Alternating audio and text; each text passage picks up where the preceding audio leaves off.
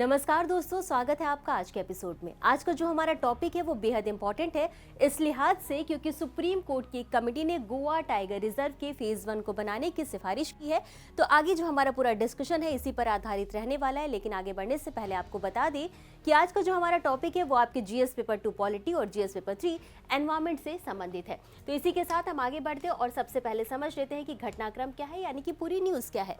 तो जैसे कि हमने डिस्कस किया कि सुप्रीम कोर्ट की सीईसी समिति ने गोवा टाइगर रिजर्व के चरणबद्ध निर्माण की सिफारिश की है और उन क्षेत्रों पे जहां पर मानवीय उपस्थिति कम है, यानी कि मानव जहां पर कम निवास करते हैं, उन वाले क्षेत्रों को इसमें प्राथमिकता दी जाएगी। और इसके तहत जो पहला चरण है उसमें कुल 468.6 वर्ग किलोमीटर क्षेत्र को रखा जाएगा, जिसमें कि कुल 102 परिवार शामिल हैं। इसके बाद जो सेकंड फेज होगा उसमें महादेई वन्यजीव अभयारण्य के कुल 208 वर्ग किलोमीटर क्षेत्र को रखा जाएगा, जिसमें कि कुल 612 परिवार हैं। इन पर बाद में विचार किया जाएगा। अब इसी के साथ जो पहला चरण है उसमें किन किन क्षेत्रों को रखने की बात की गई है एक बार हम समझ लेते हैं। तो इसमें नेत्रावली जिसमें कि कुल 50 घर हैं और कोटीगांव जिसमें कि कुल 41 घर हैं। तो यानी कि नेत्रावली और कोटीगांव वन्यजीव अभयारण्य को कोर जोन में रखने की बात की गई है, जिसमें कि कुल क्षेत्रफल जो होगा इन दोनों को मिलाकर 296.7 वर्ग किलोमीटर के क्षेत्रफल की बात की गई है।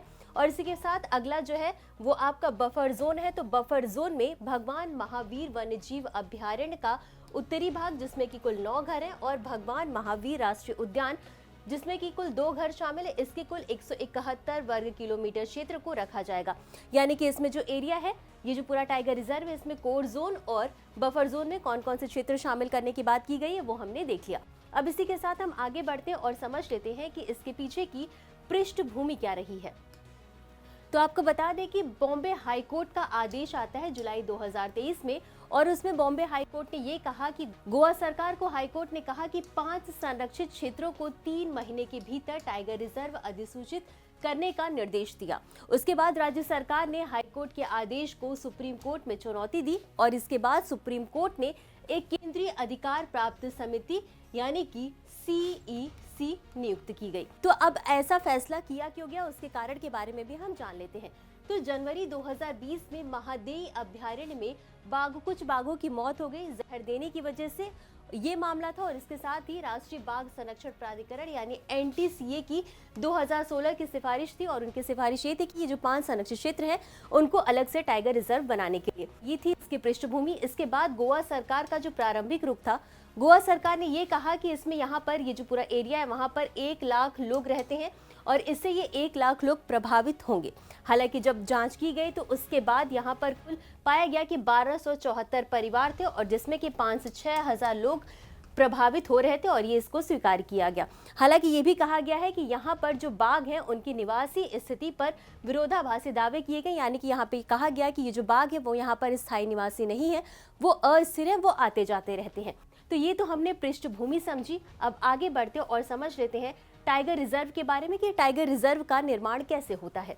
तो राज्य सरकार वन्य जीव संरक्षण अधिनियम 1972 की धारा 38(5) के प्रावधानों के अनुसार किसी भी टाइगर रिजर्व को अधिसूचित करती है। अब समझते हैं कि ये जो पूरी अधिसूचना प्रक्रिया होती है इनमें कौन कौन से चरण शामिल होते हैं, कैसे होती है। तो सबसे पहले तो यही कि राज्य सरकार से प्रस्ताव प्राप्त किया जाता है। उसके बाद राष्ट्रीय बाघ संरक्षण प्राधिकरण यानी एनटीसीए की सैद्धांतिक मंजूरी मिलती है। उसके बाद एनटीसीए जांच करता है और जांच के बाद राज्य को प्रस्ताव की सिफारिश करता है और इसके बाद राज्य सरकार जो है वो संबंधित क्षेत्र को टाइगर रिजर्व के रूप में अधिसूचित करती है। अब किसी भी क्षेत्र को टाइगर रिजर्व क्यों बनाया जाता है, इसका उद्देश्य क्या होता है? तो इसका सीधा सा उद्देश्य बाघों और उनकी प्रजातियों को गंभीर खतरों से बचाना। अब आपको बता दें कि जो टाइगर रिजर्व होता है उसमें एक तो आपका बफर जोन होता है और दूसरा होता है आपका कोर जोन। तो ये क्या होते हैं एक बार इनको भी समझ लेते हैं।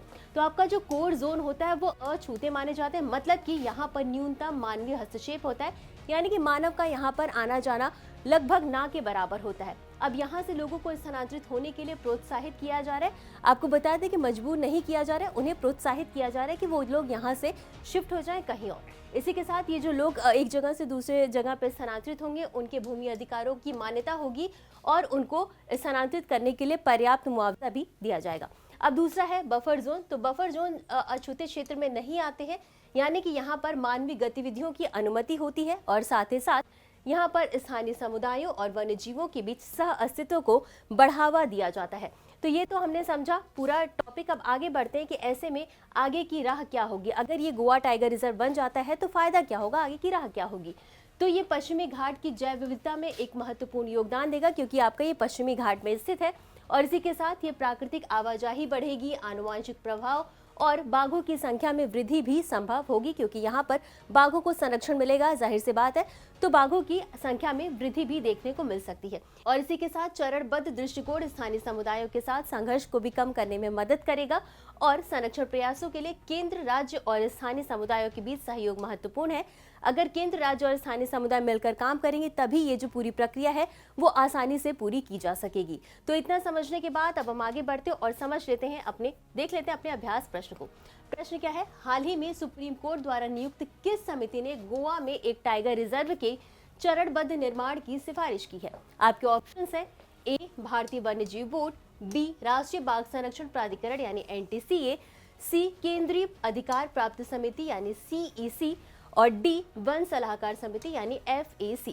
और इस प्रश्न का उत्तर हमेशा की तरह आपको कमेंट बॉक्स में देना है। आज के लिए बस इतना ही। मिलते हैं अगले एपिसोड में कुछ इसी तरह अहम और जरूरी खबरों के साथ। तब तक के लिए धन्यवाद।